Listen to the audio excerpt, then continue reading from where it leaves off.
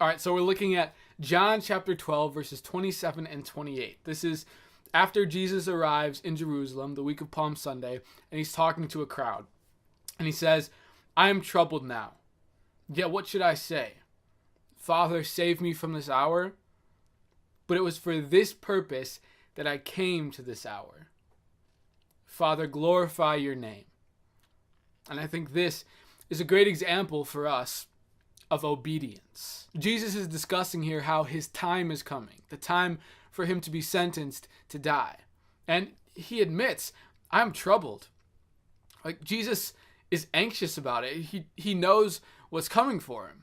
And I mean, who wouldn't be sorrowful and nervous and anxious about that? And then a couple days later in the Garden of Gethsemane, Jesus says to his apostles, my soul is sorrowful, even to death.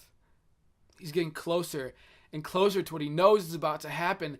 And Jesus admits that he is sorrowful about it. And we see that so profoundly shown when he's praying. And he says, Father, if it is possible, let this cup pass me by. And it says that he was praying so intensely and he was in so much distress that he was sweating blood. But he continues to say, yet not as I will, but as you will. Even through such extreme sorrow and agony, Jesus is still able to say, God, thy will be done. And although our problems may not be as serious as anticipating your own crucifixion, nonetheless, we all still have situations where we are worried or nervous or anxious, where we might say, God, why this? Why now? Why do you want this from me, God? Why have you placed me in this situation? I don't want this, God. Take this from me.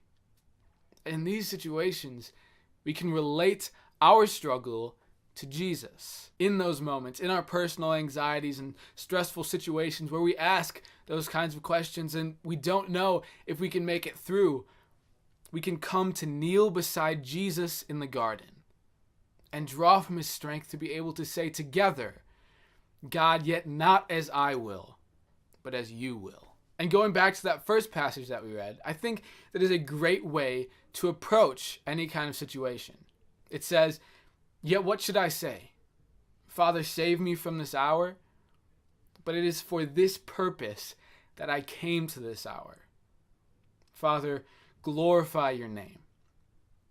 You know, in these difficult situations, when times are hard, when you're stressed, when you're anxious about what you have to do, it is important to look at it as an opportunity. That God has placed you in this situation in order to get something good from it. That whatever you're facing, you are faced with for a greater purpose. And when we see these situations not as a problem, but as an opportunity, we're able to say, Father, glorify your name.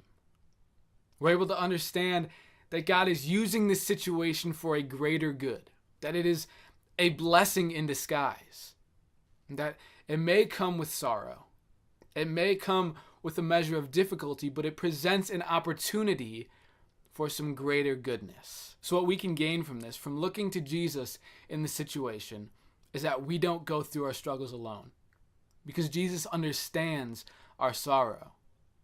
But that even in moments of difficulty or distress, we can look to Jesus to understand that there is a greater purpose at hand, that there's an opportunity disguised in that struggle, and then have the grace to say, thy will be done.